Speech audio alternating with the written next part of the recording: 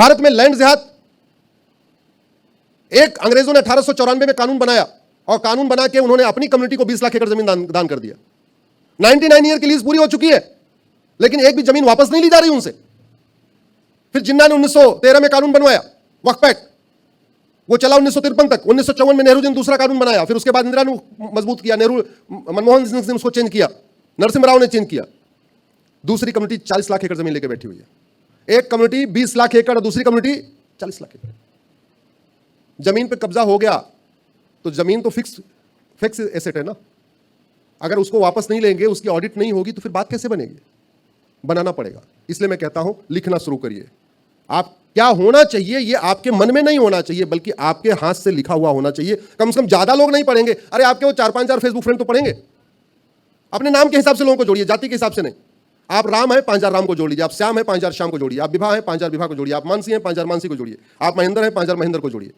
उसका फायदा ये होगा, आप हिंदू जैन बौद्ध सिख को जोड़ लेंगे, आप पूरब से पश्चिम तक सबको जोड़ लेंगे, अगड़े पिछड़े को भी जोड़ लेंगे। नाम तो कॉमन होता है ना, कास्ट तो एक ही होती है। तुरकिया तो केवल तुरकिया ही होंगे, लेकिन महेंद्र तो ब्राह्मण भी होंगे, क्षत्रिय भी होंगे, वैश्य भी होंगे, दलित भी होंगे।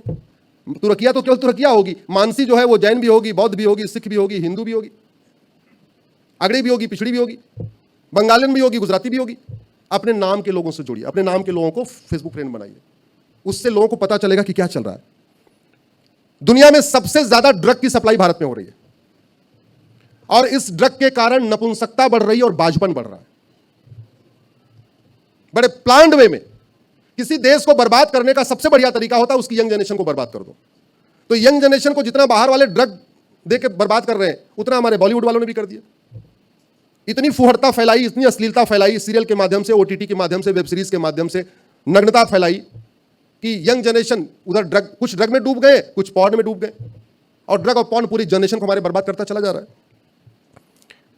कानून घटिया है, कानून का खौफ नहीं है, इसलिए 6 करोड़ घुसपैठिए भारत में आके बैठे हुए।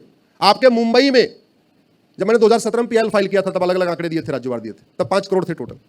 आपके पूरे मुंबई की डेमोग्राफी बदल गई है। आपके मुंबई के रेलवे ट्रैक के किनारे किनारे, समुद्र के किनारे किनारे, आज मैं भी धारावी से होकर आ रहा था। धारावी में 80 के दशक में धारावी का जो रेशियो था वो 80-20 का था, अभी 20-80 हो चुका है। पूरी धारावी की डेमोग्राफी बदल गई। पहले 80-20 था धारावी, अभी 20-80 हो गया। ये हुआ है मूल कारण, घुसपैठ, धर्मांतरण, जनसंख्या विस्फोट। अब सवाल यह है, समस्याएं तो बहुत है, लगातार समस्या बताता रहूंगा, तो ये होगा फिर मूल कारण है, समाधान क्या है, यहां से टेक अवे क्या है। हमारे पूर्वज एक बात कहते थे, हम लोग भी कहते हैं, न रहेगा बांस, जोर से बोलिए जरा, मतलब बांस को खत्म कर दे तो बांसुरी अपने आप खत्म हो जाएगी। हो जाएगी नहीं हो जाएगी? हो जाएगी। जो मथुरा में 23 बेटियों को उसने ट्रैप किया है, उसको 23 लाख बैंक में नहीं आया है, कैश में आया है। और यह कड़वी सच्चाई है, लव जिहाद की पूरी फंडिंग कैश में होती है। जो भाषा के आधार पे हमें ये सफेद पोस्ट बांटते हैं, किस लिए बांटते हैं? जोर से बोलिए जरा। सत्ता के लिए। चल रहा है ना, कर्नाटक में चल रहा है, तमिलनाडु में चल रहा है, भाषा के आधार पे बांटे जा रहे हैं। इधर 2-4 आपके महाराष्ट्र में भी आवाज उठा रहे हैं। क्यों बांटते हैं वो हमें? किस लिए? सत्ता के लिए, पार्षद बनने के लिए, प्रधान बनने के लिए, विधायक बनने के लिए, सांसद बनने के लिए। तो वो भाषा के आधार पे पार्षद, प्रधान, सांसद, विधायक बनना चाहते हैं, तो फिर वो बनना क्यों चाहते हैं? जोर से बोलिए जरा। क्योंकि राजनीति सबसे प्रॉफिटेबल धंधा है। शेयर मार्केट में भी 5 करोड़ लगा के आप 5 साल में 50 करोड़ नहीं कमा सकते, लेकिन पॉलिटिक्स में 5 करोड़ लगा के 5 साल में आप 50 करोड़ कमा सकते हैं। सबसे प्रॉफिटेबल धंधा हो चुका है। सबसे प्रॉफिटेबल धंधा एक पॉलिटिक्स है, एक फार्मा है, एक हथियार, आर्म सप्लाई है। ये सबसे प्रॉफिटेबल धंधा है। तीनों में लगभग 90% की मार्जिन है।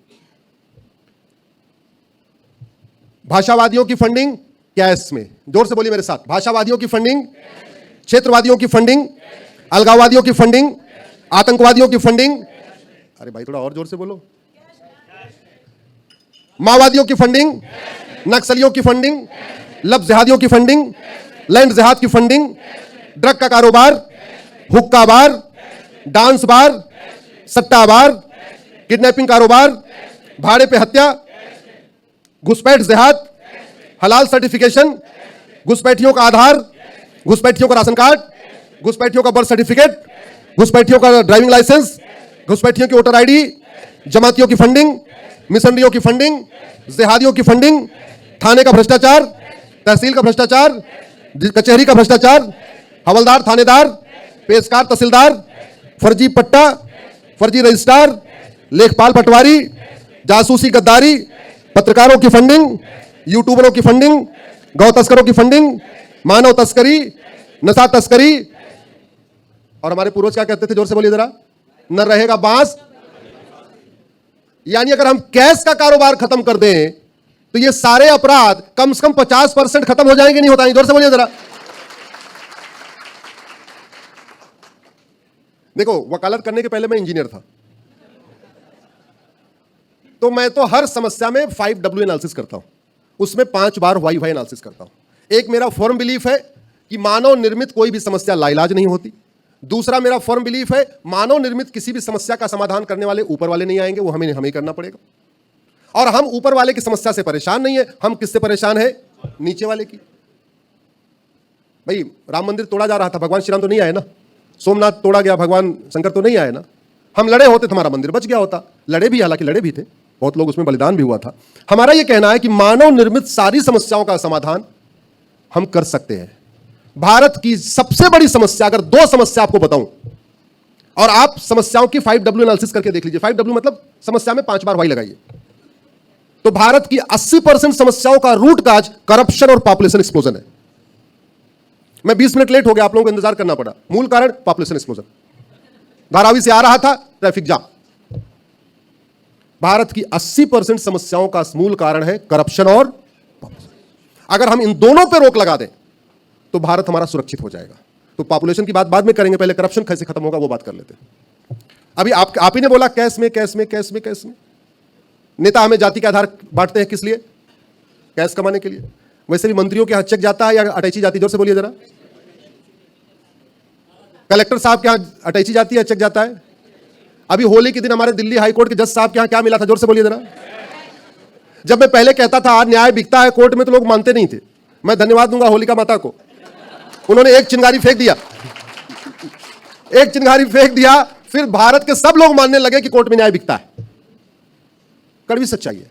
और भ्रष्टाचार का दुष्परिणाम आपको बता रहा हूं। हिंदुओं के घटने का मूल कारण है भ्रष्टाचार। आतंकवादियों ने 26 बेटियों का सुहाग उजाड़ा है ना।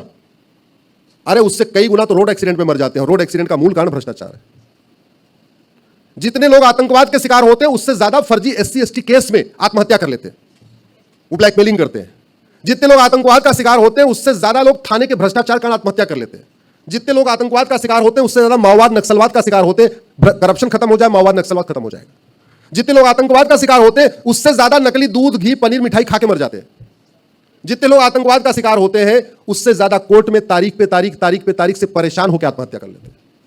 यह कड़वी सच्चाई है।